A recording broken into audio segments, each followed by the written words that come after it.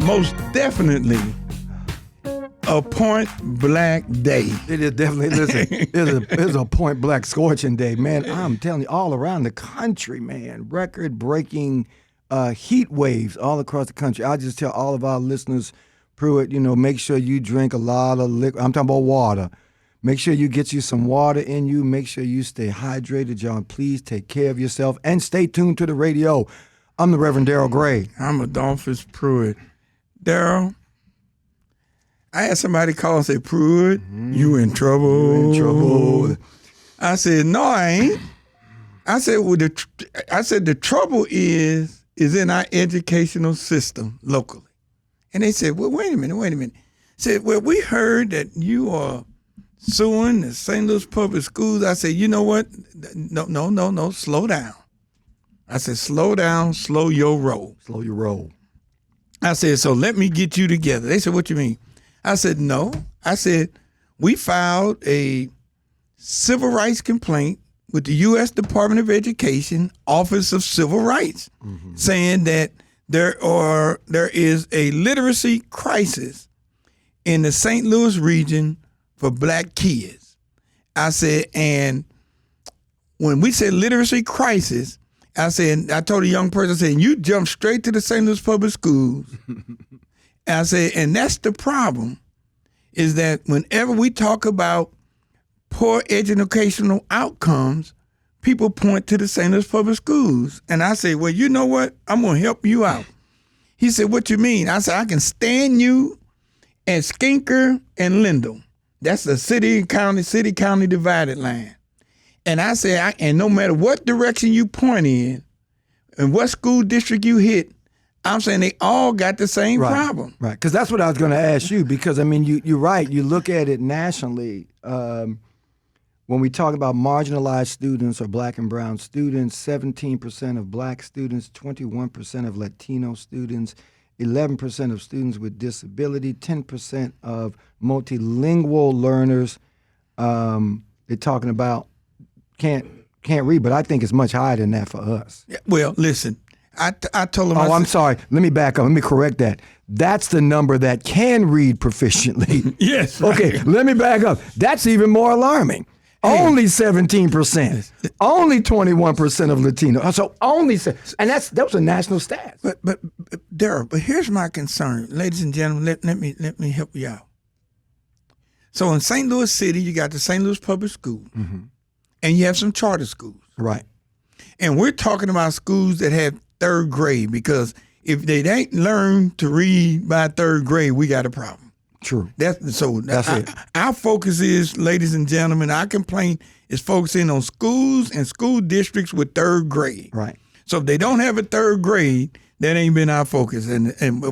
So if you look in St. Louis City, you got St. Louis Public Schools, you got charter schools, and then in St. Louis County, you got another 24 to 28 school districts. Now, ladies and gentlemen, and every school district and charter schools with third grade, whether it's in St. Louis City or St. Louis County, and BJ, with the exception of the Bailey School District. Why is that one different? Bailey School District, black kids are reading at grade level, but ain't but 90 black kids out there. Okay. So with every other school district except Bailey's, our kids, black kids, are reading below the grade level. Now, let's get that clear, folks. So we're not just talking about the St. Louis Public Schools. So for all you folks that got your kids somewhere else and say, well, that's just painting the public schools, I'm here to tell you. And even worse, here's what makes it worse. No, I do it this way. I got an email.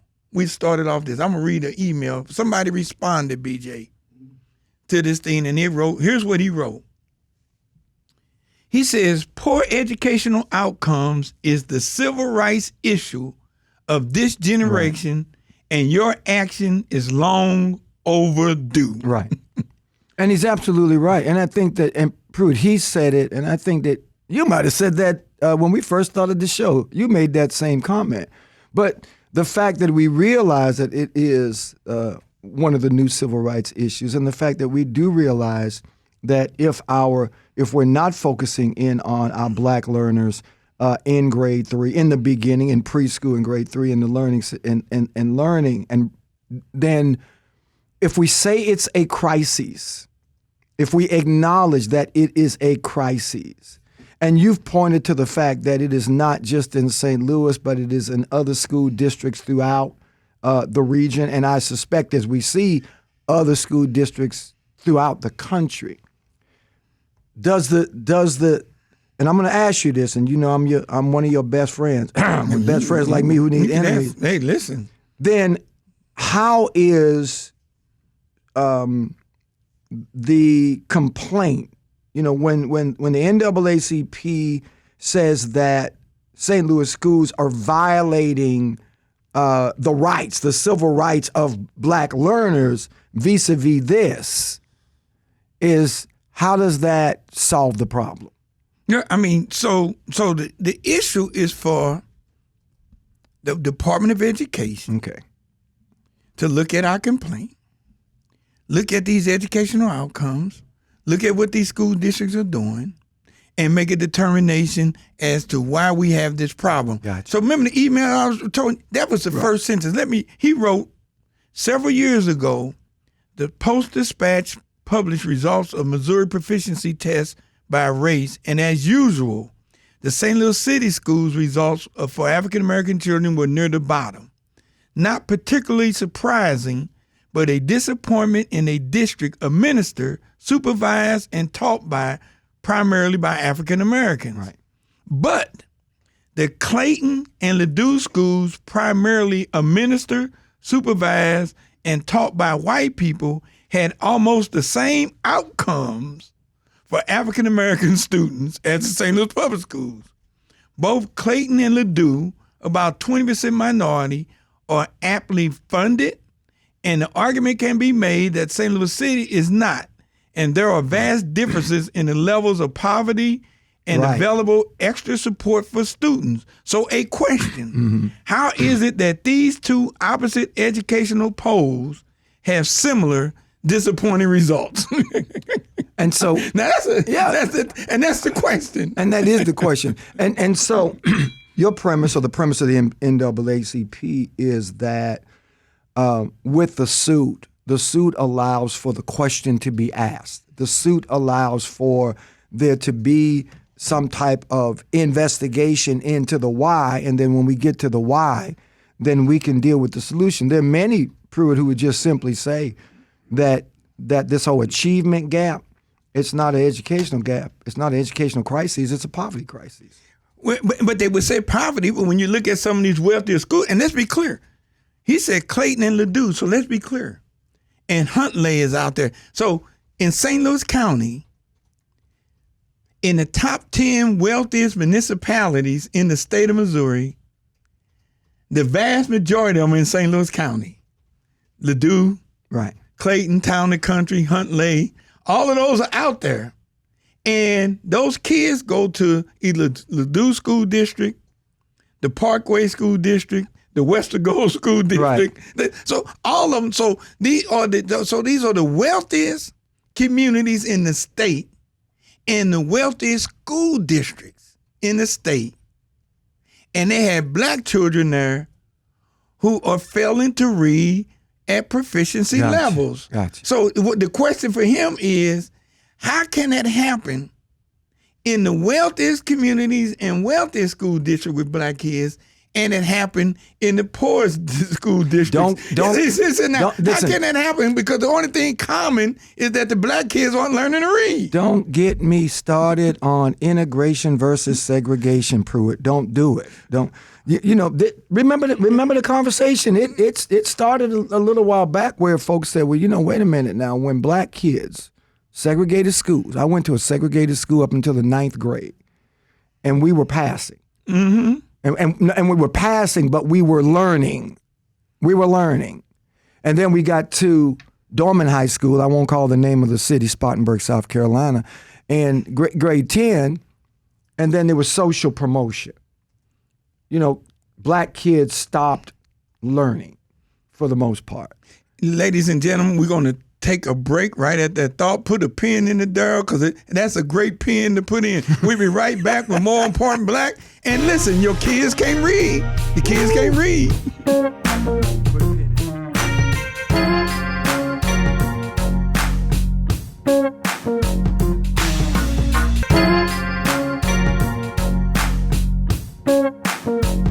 And we are back. Hey, Darryl, and now the second part of his email, he said this. He says, because he asked the question, why are the results similar? Right. Irregardless, he said that is the nub of the problem. Does something need to be changed in the way core subjects are taught? I wouldn't have a clue as a white person who was educated decades ago in an almost white environment, but there are many very successful African Americans like yourself who have done well and could be resources for establishing best practices. The education system hasn't figured it out, but tends to focus on outside factors like resources and environment, which for many districts is an issue. But as Ledoux and Clayton sadly demonstrate, there is more there. Yeah, but listen, I mean, he on the point. And he is on point. But listen, how often have, we're saying right now when we talk about teachers, trying to recruit black teachers. And don't get me wrong, I in no way am insinuating that white teachers don't do a good job with black students. I'm not saying that at all. But what I am saying is that I think that it enhances the educational experience of a black learner when black learners are able to see black teachers, black administrators, black principals. I think that, and I know NAACP and other organizations go out and say to high school students and college students, consider education, particularly black males. Consider education because black learners need that. Not only do they need you as an educator, they need you as a role model. They need you as an image. And so when you talk about some of those other schools out there, Pruitt, in wealthy communities, I like to look at the demographic as it relates to educators and how many black educators are in that environment. Even if it's probably not many, but I think when you talk about cultural expectations, I think is the one thing that's similar in both instances. Cultural expectation. I think in poor school districts, teachers and educators expect poor children, black children, to not to be able to perform. Ooh. And I think in the white school districts, the wealthier school districts with black folks, and the kids are not performing, there is a cultural expectation that it's okay that they don't perform because they're black. I believe one of the biggest pieces of it is cultural expectations. We feel that because let's get it clear. I don't care if the parents who should be encouraging their kid to do the best they can and that they can succeed when they're in school. But the question is, are the teachers telling them that? When they hit the doors, are they getting or folks telling them we expect you to behave and perform a certain way? Am I right, BJ? No, and BJ, you've worked in the school system. I mean, and you're right. But I think even now too, particularly with black learners, young black learners, we talked about the issue of poverty, but there are so many other issues in the black family. There are so many issues that black learners take to school with them. And it's not just learning. And again, my hat's off to teachers. My mother taught for 25 years in elementary school, in grade 2 for 25 years, almost the same classroom. And so I applaud teachers of all ilks, and it doesn't matter, but black learners are coming to school today, Adolphus, BJ. They're coming to school today with so many other issues. And teachers, the expectation of teachers I think is a lot higher. But teachers can't be teachers and social workers and nutritionists and counselors and psychologists. But let's be clear. That's why we focusing on grade 3, because from preschool to grade 3, I think they can be. I think they can build that learning. BJ, am I right or wrong? I think they can build that learning foundation in that young child, so when that child get to 3rd grade, that child can read. If the child is not learning to read and not being able to pronounce words and understand words and pronunciation and all that stuff in kindergarten and preschool, I think there are things that they can do at that level so that when they get to grade 3, they are reading proficiently. I don't care where they come from. Yeah, I just think there are things they can do. I submit. But the big concern is this, ladies and gentlemen, is this. Let's be clear. Let's just talk about the environment for somebody who graduates with low literacy from high school. Right. They're not getting in college. No. And the Supreme Court got rid of affirmative action in admissions. Right. So you ain't your race is not going to help you. I was looking at something the other day. Clark Atlanta University. The guy was saying they had 45,000 freshman applications. That's right. And they only had 5,000 slots. 45,000 applications. Clark Atlanta University. And BJ, the class they accepted out of that 5,000 had an average grade point average of 3.7. You know how many kids that left out? Now, so where are they going to go? They ain't going to, if they couldn't get in Clark Atlanta, listen, ladies and gentlemen, they're not getting into white schools. They're not, right. And we can't rely on the HBCUs to handle them. Right. So where are they going? And folks, today, based on technology and where we are today, college degree really is a high school diploma. Right. And high school is middle school. I think a lot of them end up military. I think, but you're right. But even with military, they turning them down now. Even the military turning for military will turn you down if you got a bad credit score. Yeah, they turning them down. I mean, I'm like, Lord, yes, no, for real. The military will turn you down, Courtney. I know you might not know anything about that. I'm 5 years military, so I'm just. In addition, he's ex-Ranger. I ain't lying. Now, I don't want to lie, folks, because we have folks calling in here saying, "Oh, he lied, said he was ex-Ranger." I did not say that. I said that. I'm 5 years military, U.S. Army. But and my son, I got a son that's a captain. But anyway, that being said, but even with that, there are aptitude tests that are being taken now with the military, and they will turn you down. And your credit score, they will turn you down if you got a bad credit rating. But to your point, Pruitt, you're absolutely right, and you're saying it.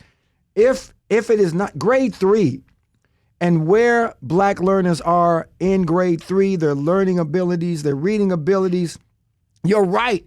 At that moment determines their stream, their life stream. Absolutely. But going back to that, then if we back it up, and so we don't want to, we bring the family into this, but Pruitt too, the other resources. So when you talk about a school system like St. Louis school system, the reality is that the funding is based upon property taxes, state support. Where in the city, the property tax, because if you equate the revenue and the quality of education service, the lack of revenue is going to dictate quality. In Ladue and these other places, the increased revenue should determine quality. Your point is that in both cases, with the lack of revenue and an abundance of revenue, black learners are still not learning. Yeah, right. In wealthy school districts, they're the same issue. So then let me ask you this then how does the NAACP's concern with what is happening in the St. Louis school district, how does that help the black learners in Ladue? No, that's why the complaint against all of them. Good. The complaints against all of them. That's what I'm talking about. It ain't just the St. Louis Public Schools. So folks don't. There you go. Don't call me saying y'all picking on SLPS. Bull crappy. The complaint is against St. Louis Public Schools. Wait, what was that again? What was that? Charter schools. What was that word again? And every school district in St. Louis County that has a third grade, with the exception of Bayless. Right. Bayless with those 90 black kids are reading above proficiency level. But all the other ones are not. And so it is not just a say. So, ladies and gentlemen, so if you out there living west of Skinker thinking that, that is a St. Louis public schools issue, well, I would say one thing to you is, you ought to bring your head up out the sand, because if you're in hell, you're going to get all sand in your nose and suffocate, because it's just not the case. It's not the case. And right. Darryl, you brought up funding. Funding is a real issue. So that's why we added, who else did we add to the complaint? The Department of Elementary and Secondary Education, DESE. Because DESE oversees it. We didn't leave them out, ladies and gentlemen. So it ain't just SLPS. It ain't just the schools in the city. It ain't just the schools in the county. And we also include charter schools too. And charter schools too. Right. But also the Department of Elementary and Secondary Education, because they are the state agency that oversees and regulates schools. I tell you what was amazing to me, and I shouldn't have been surprised. I mean, this suit was complaint. Complaint. Black Enterprise picked it up. National News picked it up. Yeah, Black Enterprise picked it up. So I mean, my hope too is that with Black Enterprise picking it up and National News picking up, it might begin, Adolphus, to force us back into that conversation about education. Oh, we're not done. On the 17th of September, from 6 to 8, at St. Louis University, we holding an education summit. All right. We all know on the 17th of September, from 6 to 8, we're not done. We hold an education summit. We're going to put it out here because, ladies and gentlemen, you have to understand this. If you don't believe anything I'm saying, is this. There are folk who are running for office in this country today that if the wrong folk get in and they get to implement Project 2025, right, and get rid of the Department of Education, here we go. That means nobody would care whether your black kids learn or not. And ladies and gentlemen, Darryl, I'm going to add one little historic piece to this. In the 1800s, while we were slaves or free, Missouri had it against the law to teach black folks how to read. That's right. Slave or unenslaved. That's right. And so we had ministers. We had a minister get a boat, Darryl, put our kids on the boat, and had to go out to the middle of the Mississippi River to teach them to read. That's right. Now, when you have folks who understand that literacy is that important in somebody's life, that they risk being killed, arrested, that they will put people on the boat and had to go to the middle. And ladies and gentlemen, I want you, next time you out, go down to the riverfront, and I want you to look at the middle of the Mississippi. And I want you to imagine your child in the middle of that on the boat. And so you have parents that were that invested and understood that reading was that important that I would put my loved one, my child, on that boat in the middle of the river so they can learn to read. That's how important it was. But and the reality, I mean, all of us in this room, and I'm sure that most of our listeners have heard forever from their parents, from their grandparents and others. Get a good education, get a good education, get a good education. Your education is going to determine your economics. But too often, Pruitt, I think that many folk don't see any economic light at the end of the educational tunnel anyway. Mm-hmm. When you go back and mention Project 2025, one of the issues in that was the plan to wipe out the Education Department's Office of Civil Rights. Yeah, you can't get rid of all that. Right. And so they're saying that, and this is the entity that enforces civil rights law and investigates schools accused of engaging in discrimination. And so you're absolutely right. And so I agree with you that education needs to be one of the if it's not the first thing coming out of our mouth as far as issues. And we need to hold those who are charged with educating our children at a much higher standard. Yeah. And don't be and what you're doing. And I said that to somebody the other day. They said, well, why is Pruitt criticizing the school board? I said he's not criticizing the school board. Y'all read. I said, y'all need to read. Obviously, y'all were in the third grade. Y'all weren't no third grade students, right? Because y'all aren't getting it. I said, but why can't we challenge? Why can't we challenge those who are educating our children? But not only that, I said, what he is doing is not hurting. It is not hindering. It is helping. What he is doing and what the NAACP is doing is helping our young Black learners. This fight has got to be a fight internally and externally. And so I applaud the NAACP for this. How long with something like this, how long will it take? Or is it something that we don't know? It's a bunch of school districts. So my assumption is that they review it. They have to make some determinations, and they will look at the school districts and then get back with us. But it is something that just no longer can be ignored. Folks can say what they want. They can say criticize. They can say this and that, say that. Ladies and gentlemen, I'm going to let you in on the secret. Tell me the secret. I ain't going to let nobody just treat our Black children any kind of way they want when they have obligation for them to learn and to be able to be a productive part of society. If these kids, if you look at the news and you're complaining, saying, well, these kids are running wild with guns, these kids are in the street, the crime and this and that. No. Listen, it started when they got out of third grade and they couldn't read. Now, I'm going to let you know where that started from. So when you talk about it, and you talked about in the article, in the Black Enterprise article, that you hope that between the parties you'd be able to reach an agreement with the districts to set and achieve goals.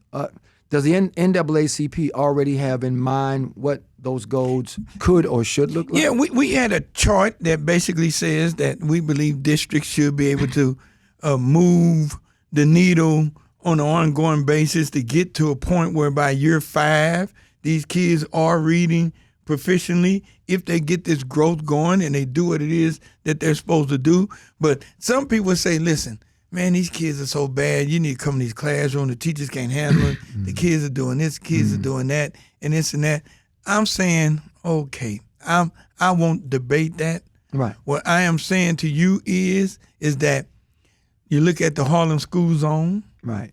You look at some of these other school districts and these other schools where Black children are behaving and learning and graduating and getting college degrees. And I'm saying it is the environment that the administrators and the teachers are creating in that school that is more responsible for that than anything else. I say it's the environment that the educators and administrators in those schools are setting that is determining that. I've got a good friend in upstate New York who's a principal of an alternative school, about 300 students, primarily Black, almost all Black, and their success rate is remarkable. What kind of support have you gotten, and have you been hearing from teachers associations, be it NEA or the American Teachers Federation or any of them? What are teachers saying? What are teachers supporting you in this? We're getting some teachers that are saying, hey, we understand where you're coming from. It is a problem. We getting but a lot of parents and a lot of different groups that want to help. We getting people saying, listen, we understand, we want to help. What we're not getting is, and ladies and gentlemen, and this is where we know we on target, we're not getting is where nobody's coming in and saying, oh, you lying, the numbers are wrong. Nobody's coming in and say the numbers you're talking about are off. Nobody is saying that, no, you're lying. Black kids in these districts are reading that level. No, nobody's coming saying that we're wrong there. Now, they saying, some people are saying we're wrong for bringing it up. Some people saying we're wrong for filing a complaint. Some people saying we're wrong for this, wrong. But what they ain't saying is what we're saying about they're not reading at grade level, they're not saying we're wrong about that. But you're right. But when national statistics say that only 17% of black learners, only 17% are demonstrating proficiency, 17%. That means that the vast majority of our students are not, and you can't continue to talk about the school to prison pipeline when you're not doing anything to stop it. And I think that, Adolphus, we have to use every tool in the toolbox. And the NAACP, I believe, is using one of the tools in your toolbox. We can't start playing with this. I mean, this really is real. Now, I understand that KIPP schools issued a statement that sought to support the actions of the NAACP, as well as to defend the steps they're taking. So that you've got, they're saying that a whole lot of schools didn't, but KIPP schools said they want to support what you're doing. KIPP schools basically said, yep, our numbers. He's not lying. Our numbers are down, right? But we're working hard every day, and we're trying to deal with it. And they saying things like that. I'm not. Again, ladies and gentlemen, there has to be a plan, right? And there has to be a change. And folks, these school districts, and it's going to be tough, right? Because these school districts are going to have to realize that they are going to have to change their way they are teaching children to read. We need to take another quick break. We'll be back with more on Point Black. And ladies, we're talking about literacy. And by the way, I'm going to blame BJ because BJ used to be in the school district. I know. He should have fixed all of this. He should have fixed years it while ago. he was there. Yeah, he retired. He didn't fix it.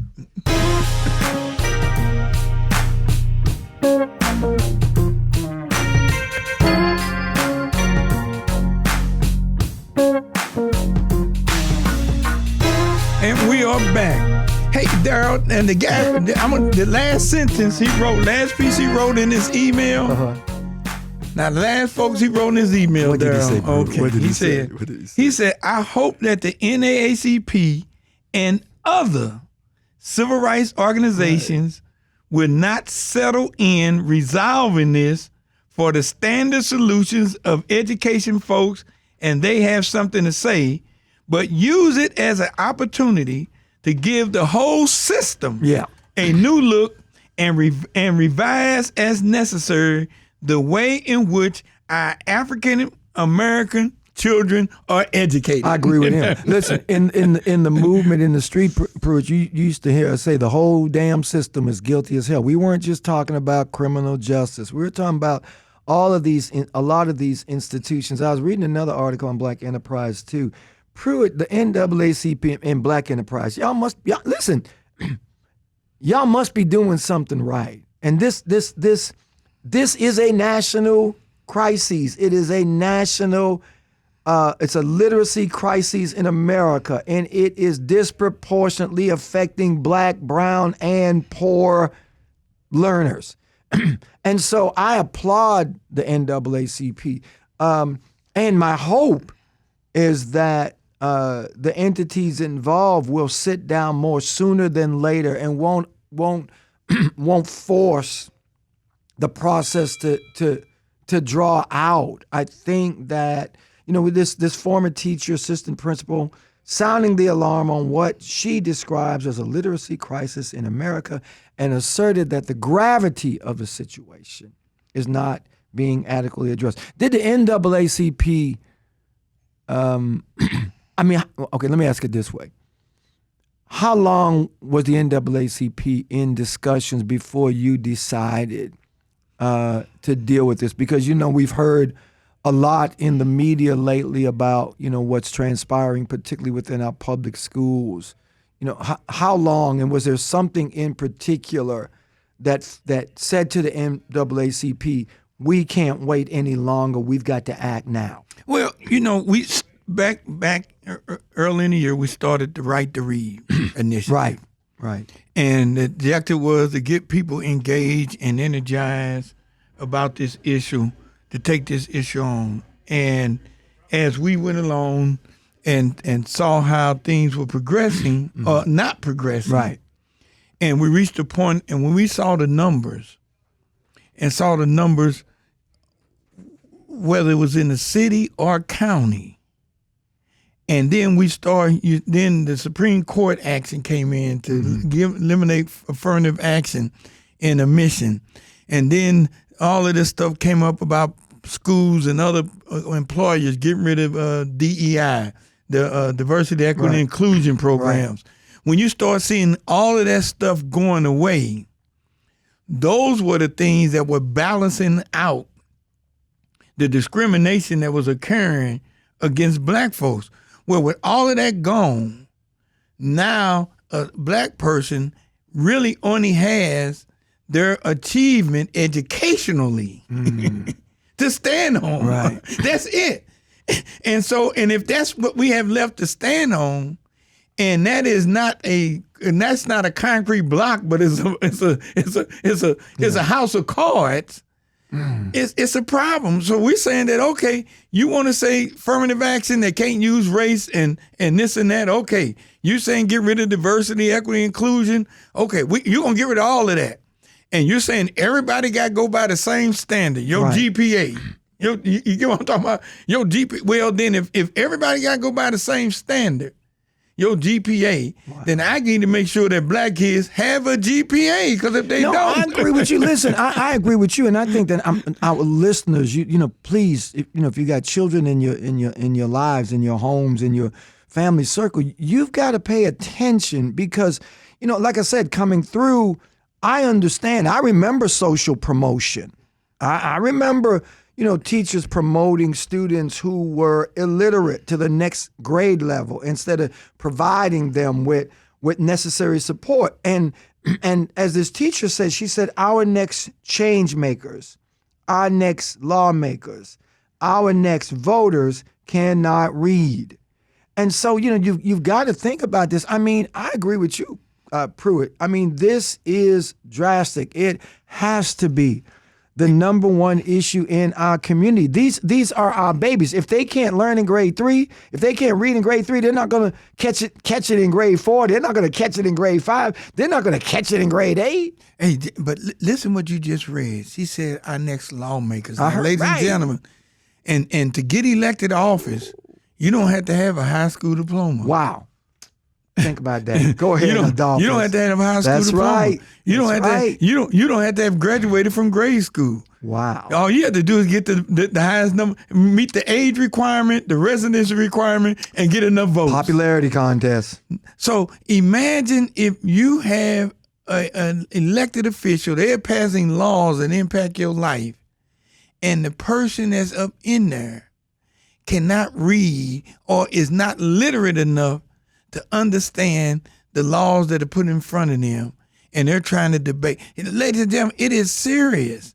If you want to rely on, if you want to have future black doctors working on black kids, if you want to have future black engineers building black houses, or black plumbers or electricians, who still need to know. They need to know how to read. They need mechanics. to know. You're absolutely right, Pruitt. If you want to have black folks in these positions, then literacy is a must. Yeah. You can't go to technical school, you can't read. Exactly right. And listen, and no one is saying, Pruitt and I both, everybody in the studio, Dr. BJ over there, we all value education.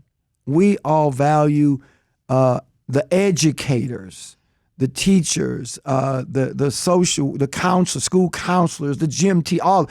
Anybody that's working in education and is authentic and genuine and really trying to work with learners, particularly black and brown and poor learners, our hat is off to you. But we can still love you and respect you and honor you, but there is a problem in education, and there is a problem as it relates to educating black learners. And if the NAACP and others don't deal with it, and expose it, it's going to be business as usual. Matter of fact, the people you say that we respect them, we do, but let me ask you this. why aren't you yelling as loud as I am? That's what I was giving. No, I'm just saying. What you see agree. it firsthand. Yeah. Why aren't you yelling as loud as I am? Yeah. That's my question. What if you are my doctor? Yeah. And I am ill. Yeah. If anybody should be advocating and fighting for my cure, it should be my doctor. It should be my doctor. If I need a prescription drug that you're prescribing for me and I can't get it, not because you didn't prescribe it, but because it's not available, then you should be arguing for me. You should be fighting for me. And so, no, I don't have nothing against teachers and educators. No, by no means. But what I am saying is this, folks. It is an issue that will let me say this. I'll make it real clear. Anybody in here who has some babies, grandbabies, nieces, nephews, any young kid that you care about. There you go. Say that.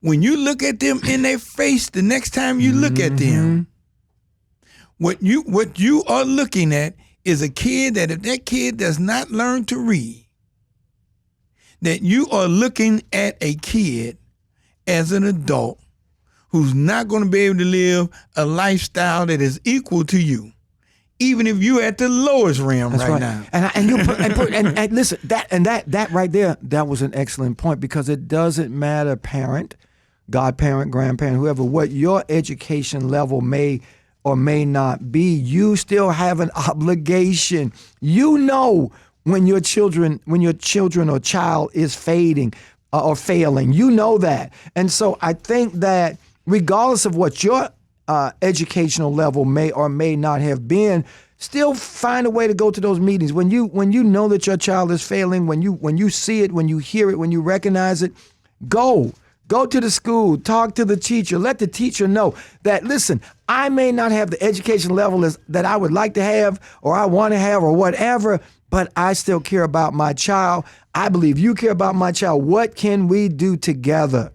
Parent and teacher. And I think parents, you cannot abdicate your responsibility to your child, to the school system. You still have the number one responsibility. And so go, if you got time, if you can make time, attend those PTA meetings or those parent teacher student meetings, stay informed, show up, speak up. Listen, you can split your verbs too. It doesn't matter. Take us out, Darryl. Listen, ladies and gentlemen, I want to thank the NAACP for what they're doing. I want to thank teachers, all of us here in the studio in Point Black. We support education. We support our teachers. But more than that, we support our black learners. This has been Point Black. And stay tuned.